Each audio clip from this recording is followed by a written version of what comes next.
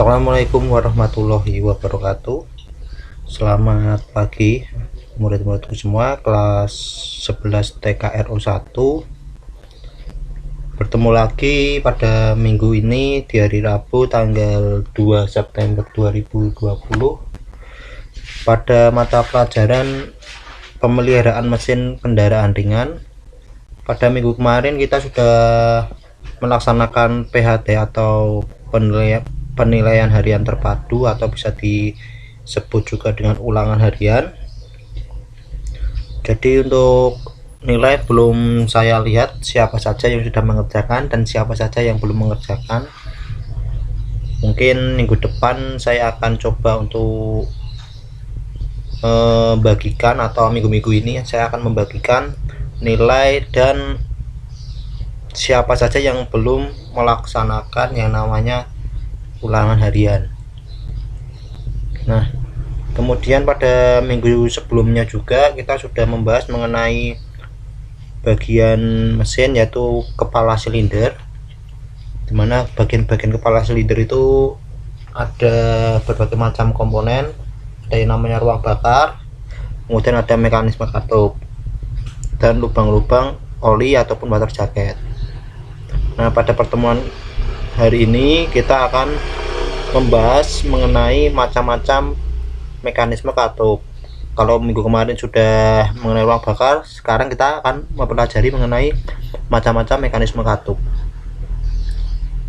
dimana pada dasarnya semua kendaraan yang memiliki proses kerja 4 langkah itu dia memiliki mekanisme katup. Nah, terus apa sih Pak mekanisme katup itu? Mekanisme katup itu adalah sebuah rangkaian mekanis yang disusun secara sistematis untuk membuka saluran intake di saat piston berada pada fase hisap dan membuka saluran exhaust ketika posisi piston berada pada fase buang. Jadi pada saat langkah hisap, mekanisme katup akan bergerak untuk mendorong katup in untuk terbuka. Akibatnya bahan bakar akan masuk ke dalam ruang bakar. Begitu pula dengan pada saat langkah buang atau langkah akhir, yaitu katup akan terbuka untuk membuang sisa-sisa gas yang telah dibakar pada saat proses kompresi. Nah, itu adalah merupakan pengertian dari mekanisme katup. Sedangkan pada kendaraan, sistem mekanisme katup itu hanya ada di kendaraan 4 langkah. Sedangkan di 2 langkah itu tidak ada. Kalau kalian nyari di Wizz Air, Suzuki R100, Air King, Ninja, bukan Ninja 4 tak loh ya, Ninja 2 tak, itu pasti dia tidak mempunyai yang namanya mekanisme katup, hanya berupa membran pada saat terbuka. Dan itu proses kerjanya itu berdasarkan kevakuman yang ada di dalam ruang bakar kalau untuk yang 2 tak.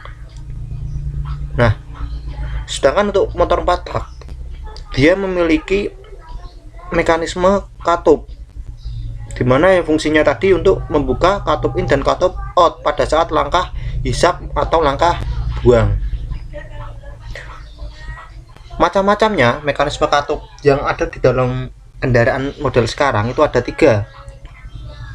Yang pertama ada OHV atau bisa disebut dengan overhead valve, kemudian ada OHC atau bisa disebut dengan overhead camshaft, dan yang ketiga adalah ada SV atau bisa disebut dengan side valve. Pak, tapi kalau di motor CB 150R atau di Satria F itu ada tulisannya DOHC, Pak. Apa tuh Pak DOHC itu?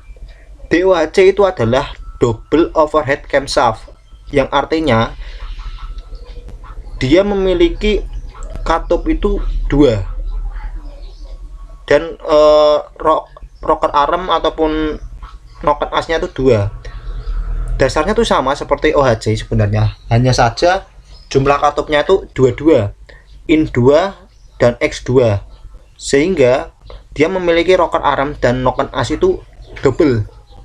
Setiap satu katup satu rocker arm. Jadi di dalam satu ruang bakar itu memiliki 4 katup. Bagaimana kalau di mobil, Pak? Sama. Untuk mobil-mobil jenis sekarang itu rata-rata sudah menggunakan DOHC atau double overhead camshaft. Sedangkan untuk mobil-mobil sebelumnya itu ya rata-ratanya menggunakan OHV atau overhead valve. Nah, untuk pengertiannya sendiri kita akan membahas yang pertama mengenai overhead valve atau OHC. Bisa diperhatikan pada gambarnya sebelah kiri. OHV itu adalah sebuah rangkaian katup dengan camshaft yang terletak di dalam blok silinder.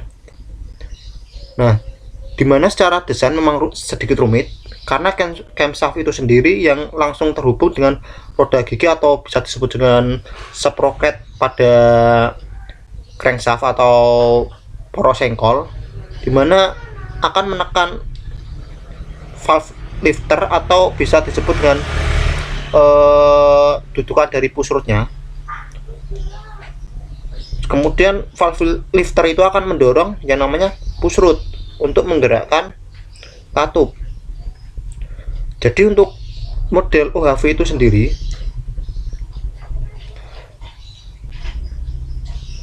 noken as itu tidak berada di kepala silinder, tapi di dalam ruang blok silindernya, mana nokennya itu akan digerakkan oleh yang namanya sprocket pada crankshaft atau sprocket pada poros engkol dengan menghubungkan roda gigi. Kemudian sehingga noken as itu akan berputar untuk mendorong yang namanya lifternya. Kemudian lifter akan mendorong pusrut akan mendorong yang namanya rocker arm. Rocker arm otomatis dia akan mendorong yang namanya katup, sehingga katup akan terbuka. Itu pengertian dari OHV. Kemudian untuk penyetelan katupnya, Pak, apakah bisa model OHV disetel seperti motor-motor yang lainnya? Ada yang bisa, ada yang tidak. Yang bisa itu modelnya dia tidak menggunakan yang namanya vakum, karena model OHV itu ada dua macam. Yang pertama yang model biasa seperti pada gambar di depan. Kemudian yang kedua itu modelnya hampir sama, tapi dia bekerja berdasarkan kevakuman. Sehingga apa, kalau terjadi kevakuman jarak antara pusrut dengan rocker arm itu sudah disetel secara otomatis karena dia modelnya sudah vakum berdasarkan dengan sistem kevakuman. Sedangkan untuk yang model seperti depan itu pasti dia memiliki gap atau jarak antara pusrut dengan rocker arm, sehingga diperlukan yang namanya penyetelan. Nah, tapi untuk saat ini kenapa kok sudah ditinggalkan? Karena model OHV itu sendiri karena dia tuh kurang efisien, karena sudah dari konstruksinya itu terlalu panjang dan terlalu rumit, sehingga mengakibatkan banyak tenaga yang terbuang sia-sia, sehingga mobil itu tenaganya itu kurang maksimal apabila dibandingkan dengan model yang OHC. Sehingga untuk model OHV ini sendiri sudah tidak digunakan lagi pada mobil-mobil yang sekarang, lebih cenderung menuju ke OHC, dan sekarang sudah menggunakan double overhead camshaft, atau dikembangkan lagi ada yang bisa disebut dengan VVTi, VTEC, MIVEC dan lain sebagainya. Itu nanti kita akan bahas di OHC. Nah, itu saja pertemuan kali ini kita mengenai OHV. Minggu depan kita akan mempelajari mengenai OHC, kemudian set valve. Setelah itu nanti akan saya ajari mengenai penyetelan katup. Itu saja, kurang lebihnya mohon maaf. Wassalamualaikum warahmatullahi wabarakatuh.